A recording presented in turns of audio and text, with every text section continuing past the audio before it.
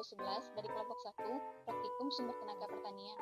Pada video ini saya akan menjelaskan tentang komponen-komponen dari aki atau baterai pada sepeda motor. Sebelum saya menjelaskan komponen-komponennya, terlebih dahulu saya akan menjelaskan apa itu aki.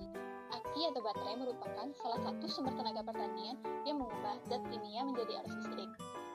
Arus listrik yang dihasilkan oleh aki ini yaitu berupa tegangan DC atau arus atau tegangan ke arah. Selanjutnya, saya akan menjelaskan komponen-komponen pada aki ini. Yang pertama adalah kotak aki.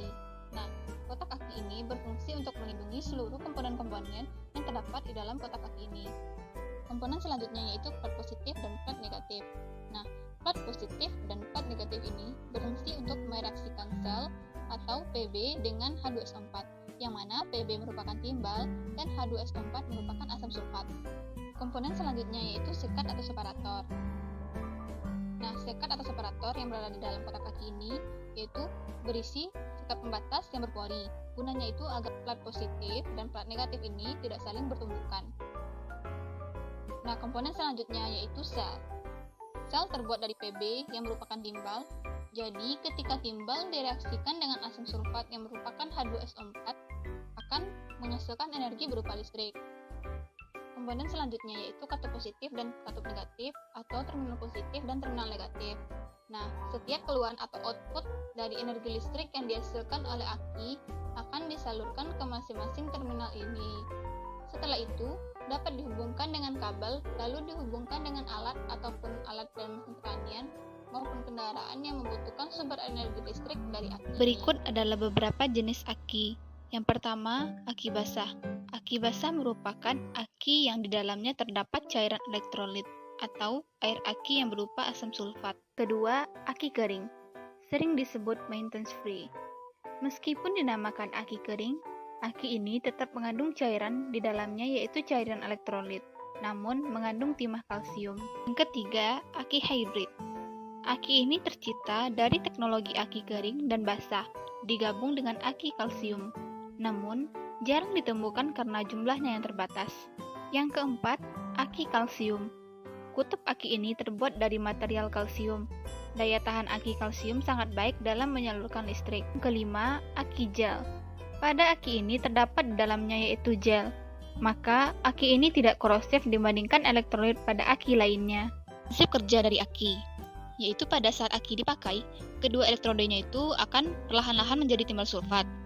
Hal itu dikarenakan karena kedua elektrode bereaksi dengan larutan asam sulfat atau H2SO4. Pada reaksi itu juga, elektrode timbal atau Pb melepaskan banyak elektron. Akibatnya, terjadi aliran arus listrik dari plat timbal dioksidanya.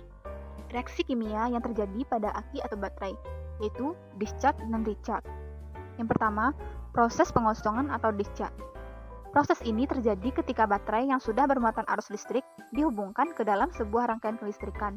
Misalnya, untuk menyalakan lampu, sehingga muatan listrik yang terdapat di dalam baterai atau aki terpakai sampai kemudian kosong.